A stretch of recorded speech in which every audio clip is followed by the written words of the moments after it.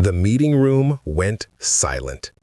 Lena stood near the coffee table, pouring tea for the executives, who hadn't even looked at her. One of them smirked, whispering in Mandarin, "Make sure the maid doesn't spill it." She smiled politely, said nothing. But when the chairman introduced her moments later, the same men froze, because the maid they mocked was the CEO about to decide their future. Lena Brooks wasn't born into power.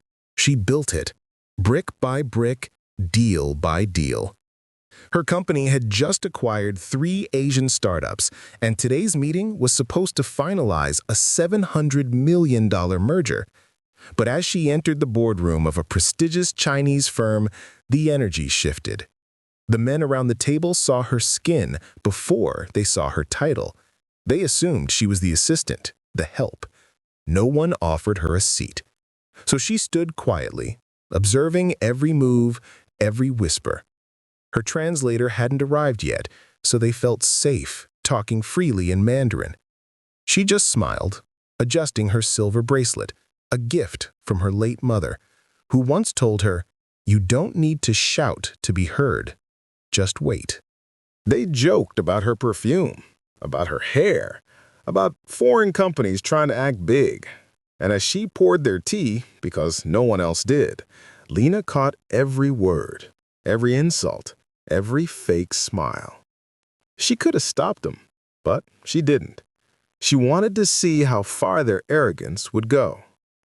One even whispered, "Let's make her wait outside until we're ready." She nodded softly, stepped aside, and stared out the window at the city skyline.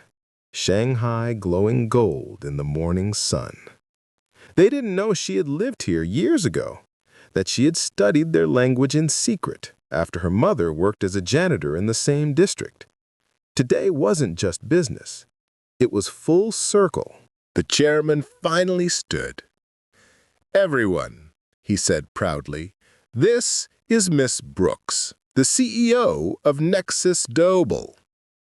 Chairs creaked. Smiles vanished. Lena turned back, calm as ever.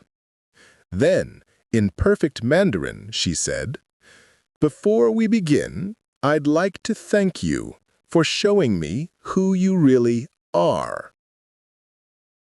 The room froze. One man's teacup rattled against the saucer. She continued, "I understood every word you said, every single one."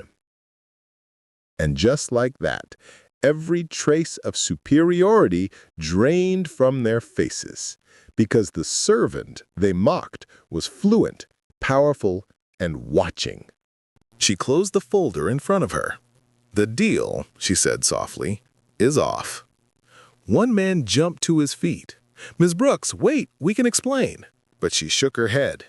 "You don't build partnerships on disrespect." Then she walked out, leaving stunned silence behind.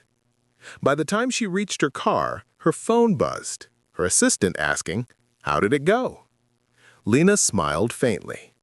"Let's just say we saved ourselves $700 million in bad faith." She looked up at the same skyline she once cleaned windows for as a child. Now she owned an office on the top floor. Sometimes power doesn't need to roar.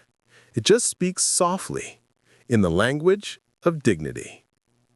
Never judge someone by how they serve, because one day they might be the one signing your paycheck.